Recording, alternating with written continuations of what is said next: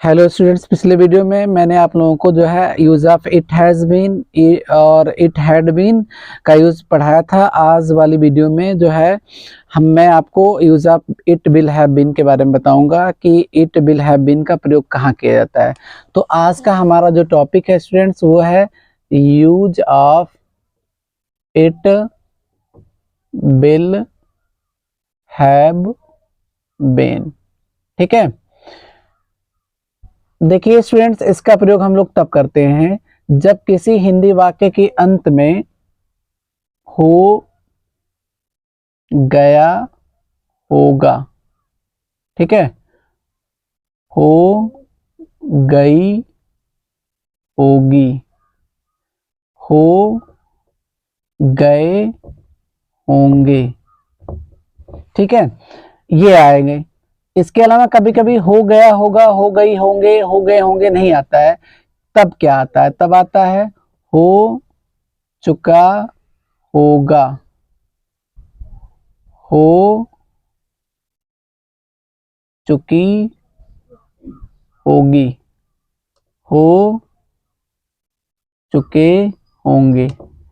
ये सभी शब्द आते हैं। ठीक है, और ये स्टूडेंट सटे किससे होते हैं? ये सटे होते हैं समय से, समय से। ठीक है, एग्जाम्पल के माध्यम से मैं आपको समझाने का प्रयास करता हूं। जैसे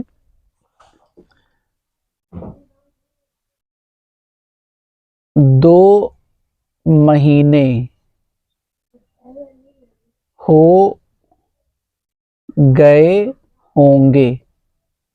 ठीक है स्टूडेंट्स, ये देखिए। अब देखिए इस सेंटेंस के लास्ट में आप क्या देख रहे हैं? लास्ट में आया हुआ हो गए होंगे, तो पहला कंडीशन अप्लाई हुआ कि नहीं हुआ? हो गए होंगे। ठीक है, और ये सटा किससे है? सटा है समय से, तो समय से सटा है, तो दूसरा कंडीशन भी यहाँ पर क्या हुआ? अप्लाई हो गया। ठीक है स्टूडेंट्स, तो यहाँ पर आपने क्या देखा कि इट विल हैव बीन का प्रयोग किया जा सकता है। ठीक है, किया जा सकता है मतलब किया जाएगा यहाँ पर, क्योंकि दोनों कंडीशन अप्लाई हो गए हैं।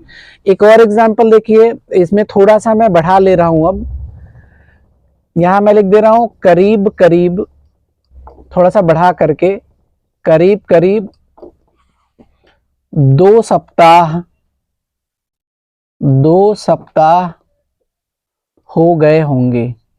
ठीक है, जैसे मुझे वीडियो बनाते हुए करीब करीब 2 सप्ताह हो गए होंगे, इस टाइप के सेंटेंसेस आपको देखने को मिलेंगे। तो यहाँ मैंने लिख दिया है करीब करीब 2 सप्ताह होंगे, हो गए होंगे। लास्ट में वापस देखिए हो गए होंगे, पहला कंडीशन अप्लाई हो गया है, दूसरा कंडीशन भी अप्लाई है, क्योंकि 2 सप्ताह क्या है? समय है, और समय से सटा हुआ है। तो पहला कंडीशन यहाँ है अप्लाई हुआ, और दूसरा यहाँ हुआ है। ठीक है, और ये करीब करीब एक न्यू वर्ड आ गया यहाँ पे, थोड़ा सा बढ़ गया है। तो जो ये करीब करीब है ना, ये स्टूडेंट्स ये इसकी विशेषता बता रहा है 2 सप्ताह की। ठीक है, कैसे ट्रांसलेट होगा वो मैं अभी आपको समझाने का प्रयास करता हूं, आप लोग परेशान मत होइए। ठीक है, देखिए नियम कैसे बनाएंगे। अगर सेंटेंस अफर्मेटिव होगा तो जिसका यूज आप पढ़ रहे हैं, मैंने use of it has been में और इट हैड बीन वाले यूज में मैंने आपको समझाया है कि जिसका यूज आप पढ़ रहे हैं उसको ही लिखें। तो आप सबसे पहले क्या लिखेंगे? इट। ठीक है स्टूडेंट्स, उसके बाद में आप क्या करेंगे? बिल, है ना, और प्लस क्या करेंगे? हैव लगा देंगे और बीन लगा देंगे। इन दोनों को अलग कर लीजिए। ठीक है, 3 लोग हैं, बिल हैव बीन है, तो बिल को मैंने अलग कर लिया और हैव बीन को मैंने एक ही साथ रखा हुआ है। क्यों रखा हुआ? ताकि अभी जब नेगेटिव का रूल हम बनाए तो असुविधा ना हो आपको। उसके बाद क्या करना है स्टूडेंट? समय। समय मीन समय की अंग्रेजी लिखना है। ठीक है स्टूडेंट्स, तो हो गया। अगर सेंटेंस नेगेटिव आता है तो आप क्या करेंगे? सबसे पहले इट लिखेंगे, इट हो गया। उसके बाद आप क्या करेंगे? बिल लिखेंगे, प्लस क्या करेंगे? नॉट लिखेंगे। उसके बाद हैव बीन। ओके, और उसके बाद फिर से आप समय की अंग्रेजी लिखेंगे। अगर इंट्रोगेटिव आता है सेंटेंस तो आप क्या करेंगे? बिल को बाहर खींच लेंगे। तो जब बिल को आप बाहर खींचेंगे इट के स्थान पे, तो इट चला जाएगा बिल के स्थान पे। तो क्या हो जाएगा? Bill plus it plus have और बीन, ठीक है, प्लस समय की अंग्रेजी, समय मतलब समय की अंग्रेजी, ओके, और उसके बाद क्वेश्चन मार्क। अब इंट्रोगेटिव नेगेटिव का नियम अगर आपको बनाना हो तो क्या करेंगे, आप यहाँ पर जो है नॉट का प्रयोग करेंगे। कहाँ पर, यहाँ पर हैव के पहले और इट के बाद, ठीक है।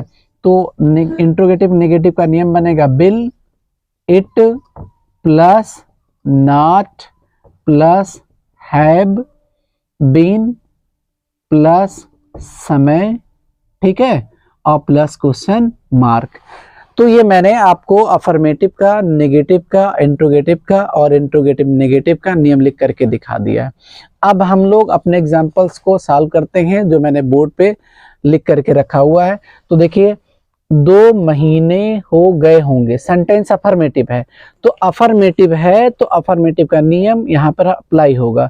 तो क्या कह रहा है, सबसे पहले आप इट लिखिए, तो सबसे पहले आप इट लिख दें, ठीक है स्टूडेंट्स। उसके बाद क्या कह रहा है, बिल हैव बीन का यूज करें, तो आप लगा दीजिए बिल हैव बीन, ठीक है।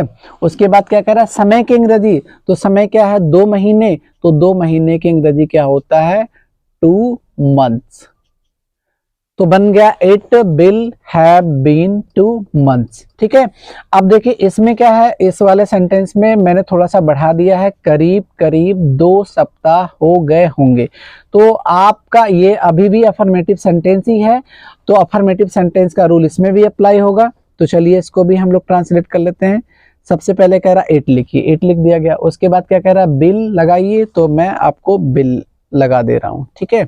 उसके बाद कह रहा है हैव बीन लिखें, तो यहां आप हैव बीन लिख दें, हैव बीन हो गया। उसके बाद क्या कह रहा है, समय की अंग्रेजी। अब देखिए समय की अंग्रेजी तो आया हुआ है 2 सप्ताह है ना। 2 सप्ताह की अंग्रेजी क्या होगा, 2 सप्ताह की अंग्रेजी फिर से 2 वीक्स होगा।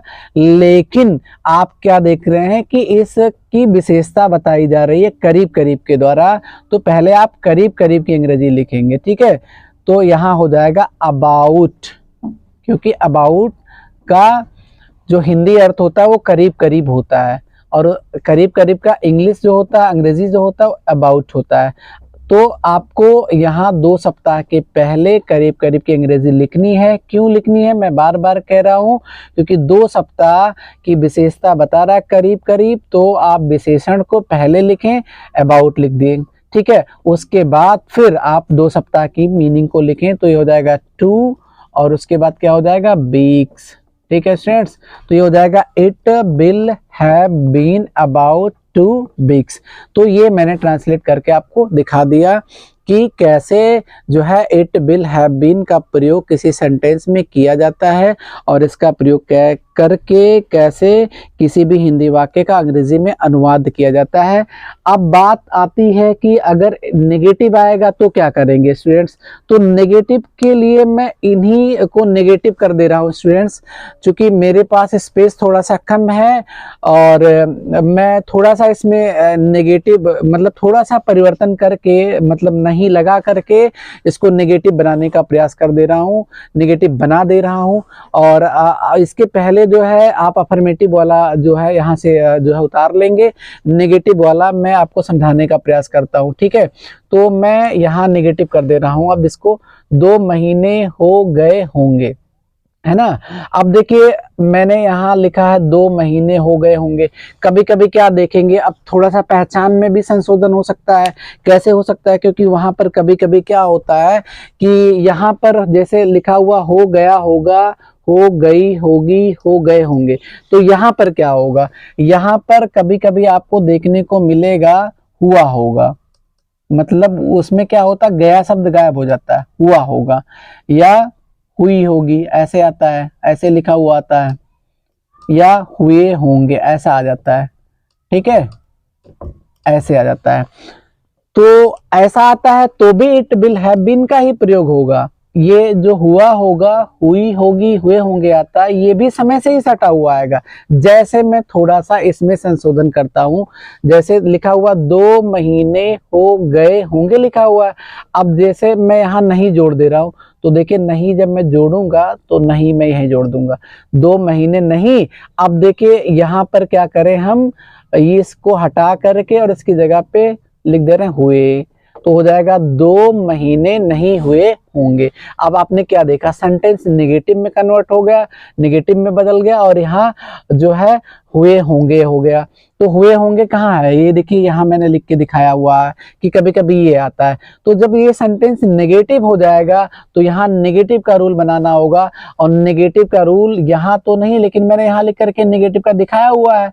तो नेगेटिव के रूल में क्या हुआ है, बिल के बाद नाट लग गया है, के पहले नाट लग गया है। तो बिल के बाद जब नाट लग गया है और के पहले नाट लग गया है, तो यहाँ आप नाट लगा लें, तो ये हो जाएगा it will not have been 2 months। ठीक है स्टूडेंट्स, अब देखिए अगर आपको इंट्रोगेटिव करना है सपोज दैट, तो मैं इसको इंट्रोगेटिव करके दिखा रहा हूँ दूसरे वाले सेंटेंस को, ताकि आपको समझने में कभी असुविधा ना हो। तो देखिए जब इंट्रोगेटिव आएगा तो मैं यहाँ पर आपको क्या जोड़ करके दिखा देता हूँ, क्योंकि इसमें अगर क्या जुड़ गया तो आ जाएगा यहाँ इंट्रोगेटिव सेंटेंस। क्या, करीब करीब 2 सप्ताह हो गए होंगे।